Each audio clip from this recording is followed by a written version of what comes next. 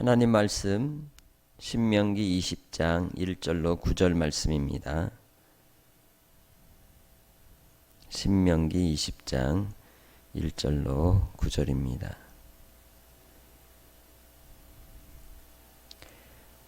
네가 나가서 적군과 싸우려 할 때에 말과 병거와 백성이 너보다 많음을 볼지라도 그들을 두려워하지 말라. 애굽 땅에서 너를 인도하여 내신 내 하나님 여호와께서 너와 함께 하시느니라. 너희가 싸울 곳에 가까이 가면 제사장은 백성에게 나아가서 고하여 그들에게 말하여 이르기를 이스라엘아 들으라. 너희가 오늘 너희의 대적과 싸우려고 나아왔으니 마음에 겁내지 말며 두려워하지 말며 떨지 말며 그들로 말미암아 놀라지 말라. 너희 하나님 여호와는 너희와 함께 행하시며 너희를 위하여 너희 적군과 싸우시고 구원하실 것이라 할 것이며 책임자들은 백성에게 말하여 이르기를 새 집을 건축하고 낙성식을 행하지 못한 자가 있느냐. 그는 집으로 돌아갈지니 전사하면 타인이 낙성식을 행할까 하노라. 포도원을 만들고 그 과실을 먹지 못한 자가 있느냐. 그는 집으로 돌아갈지니 전사하면 타인이 그 과실을 먹을까 하노라. 여자와 약혼하고 그와 결혼하지 못한 자가 있느냐. 그는 집으로 돌아갈지니 전사하면 타인이 그를 데려갈까 하노라 하고 책임자들은 또 백성에게 말하여 이르기를 두려워서 마음이 허약한 자가 있느냐. 그는 집으로 돌아갈지니 그의 형제들의 마음도 그의 마음과 같이 낙심될까 하노라 하고 백성에게 이르기를 마친 후에 군대 지휘관들을 세워 무리를 거느리게 할지니라. 아멘. 인류 역사는 전쟁의 역사입니다. 어떤 학자의 연구에 따르면 전 세계의 평화로운 때가 얼마나 됐을까? 일주일이라고 합니다. 손꼽을 만큼 이 세상이 조용했을 때가 그리 많지 않았다고 이야기를 하죠. 지금도 여전히 전쟁 중에 있는 나라들이 있습니다. 지금 이 오늘 시대는 또 어떻습니까? 3차 세계대전이라고 할 수 있는 코로나 바이러스로 인한 이 싸움 속에서 사투를 벌이고 있는 상황이 전 세계적인 지금 현상이라고 말할 수 있는 것이죠. 그처럼 우리는 전쟁 속에 살아갑니다. 신앙의 삶도 그렇습니다. 영적 전쟁의 삶이라고 말할 수 있습니다. 에베소서 6장 11절부터 말씀하는 것처럼 우리는 영적 전쟁의 삶에 공중권세 잡은 자와의 싸움 속에 살아가기에 이 땅에서 항상 깨어 있을 것을 명령하고 있는 것입니다. 오늘 본문에 나오는 말씀 속에서 이스라엘 백성들이 하나님의 부름받은 여호와의 군대로서 가나안을 정복하고 그 땅에 들어가 취할 때에 무엇보다도 주께서 그들을 통하여 무장시키시고 그들과 함께 하심으로써 역사하실 때에 그 백성들이 취해야 될 태도에 대해서 말씀하고 있는 겁니다. 본문 속에서 1절 말씀을 통하여 하나님께서 적군과 싸우려 나아갈 때에 무엇보다도 무엇을 보라고 말씀합니까? 말과 병거와 백성이 너희들보다 많고 적음을 보지 말라고 하십니다. 그들에게 필요한 것은 그들이 하나님이 함께 하시는 백성이라는 것이죠. 하나님이 그들을 인도하여 내셨고 애굽의 바로 왕과의 전쟁 속에 승리하셨음을 그들에게 가르쳐주고 있는 것입니다. 당시에 이 이집트의 파라오와의 그러한 대결 속에 이길 수 있는 나라는 그 어떤 나라도 없었습니다. 그러나 하나님은 자칭 신이라 생각하는 그 파라오를 향하여 전쟁 속에 승리하셨고 여호와만이 참 신이심을 보여주셨던 겁니다. 그래서 바로 하나님이 함께 하심으로 그를 통하여 싸움 속에서 승리케 해주실 것을 보장해주고 있는 것이죠. 2절 말씀을 통해서 전쟁에 나아가기 전 제사장이 백성들에게 명령하라고 말씀합니다. 알리라고 하십니다. 그 첫 번째가 무엇입니까? 마음에 겁내지 말라는 것이죠. 잠언서 4장 23절에서도 말씀하지만 무릇 지킬 만한 것보다 더욱 내 마음을 지키라. 생명의 근원이 이에서 남이니라고 말씀합니다. 생명 지킴은 곧 마음 지킴에서 오는 것입니다. 전쟁은 왜 합니까? 땅을 지키기 위해서, 우리의 후손을 지키기 위해서, 나라를 지키기 위해서, 우리의 안녕과 평안을 지키기 위한 것입니다. 그러나 그 속에서도 우리의 생명을 지키지 못한다면 무슨 의미가 있겠습니까? 그래서 마음을 무장할 때에, 마음을 지킬 때에 우리의 생명도 지킬 수 있는 것입니다. 그래서 두려워하지 말고 떨지 말고 놀라지 말라고 말씀하죠. 예수님께서도 제자들에게 말씀하실 때에 요한복음 16장에서 33절에 너희가 세상에서는 환난을 당하나 담대하라 내가 세상을 이기었노라 라고 말씀하셨죠.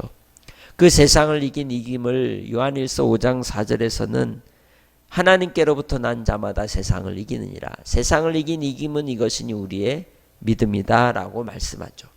믿음이 이기는 것입니다. 믿음 있는 자가 마음을 지키는 것입니다. 믿음으로써 우리는 영적 무장을 할 수 있는 것이죠. 그래서 무엇보다도 전쟁이 임할 때의 제일 첫 번째는 두려워하지 말아야 한다는 것입니다. 놀라지 말라는 것입니다. 여호수아에게 하나님께서 그를 이제 가나안으로 들어가는 이 백성들을 이끌고 나아가는 지도자로 세울 때에도 여호수아 1장에 말씀하실 때 계속 반복하신 것이 뭡니까? 내가 네게 명령한 것이 아니냐. 두려워 말며 놀라지 말며 강하고 담대하라 말씀하는 겁니다. 우리의 믿음의 삶 속에서 성도들의 삶도 주님 안에서 항상 강하게 무장하고 담대한 마음 지킴의 성도들이 되시길 주의 이름으로 축복합니다. 그러기 위해서 하나님을 신뢰하라는 겁니다.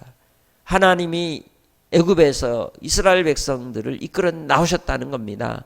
오늘 우리도 죄 가운데 사망 가운데 우리를 이끌어 구원해 주신 분이 하나님이십니다. 하나님 아버지이십니다. 아버지로 모시고 사는 그러한 하나님의 자녀로서 주님 안에서 담대하시길 주의 이름으로 축복합니다. 또한 그 백성들 가운데 하나님께서 그들을 이끄실 때에 전쟁에 나아가는 일에 배제되는 이들이 있었습니다.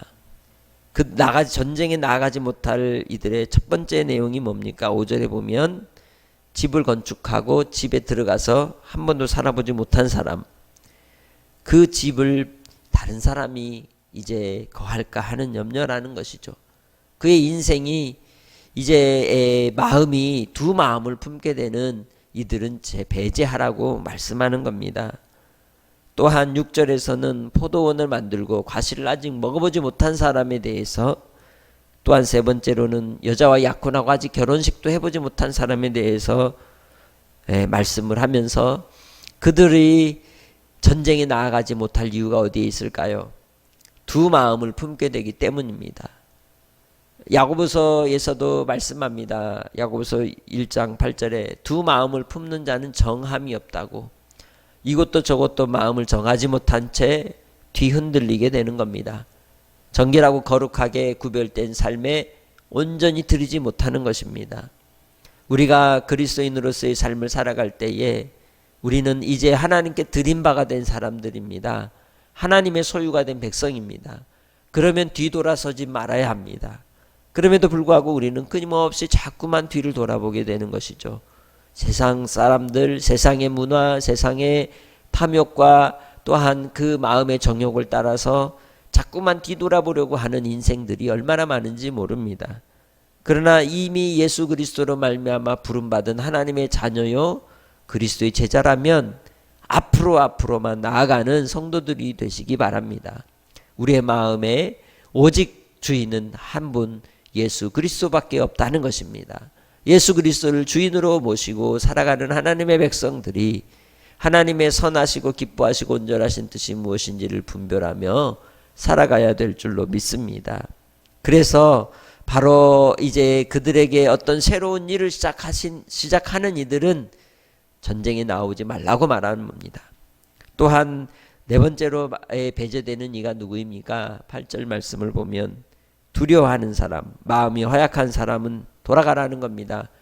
곁에 있는 형제까지 마음이 무너질 수 있다는 것이죠. 신앙생활을 할 때도 그렇습니다. 우리가 서로 믿음의 삶을 살아갈 때 부정적인 언어를 사용하고 낙심의 언어에 가득한 이들과 함께하면 같이 무너집니다. 같이 넘어집니다. 그러나 그 심령이 성령에 충만하여서 기도가 충만하고 믿음이 충만한 사람과 함께하면 나도 함께 성령의 충만함과 기도와 믿음의 충만함을 배우고 본받게 되는 겁니다. 그래서 주 안에서 우리는 성령의 충만한 하나님의 백성들이 되어 쓰임받기를 주의 이름으로 축복합니다. 초대교회가 7집사를 세울 때에 그들은 어떤 사람입니까? 성령과 지혜가 충만한 사람들이었다고 말합니다. 기준이 거기에 있는 겁니다. 주 안에서 진리의 말씀으로 무장하고 깨어있는 자들, 그 마음이 담대하여서 성령으로 말미암아 믿음으로써 행하는 자들이라는 것이죠. 문제 속에서 문제에 매몰되는 인생들이 아니고 문제 뛰어넘어 해결하신 하나님을 신뢰하는 사람들이 일꾼이 되어야 한다는 것을 말씀합니다.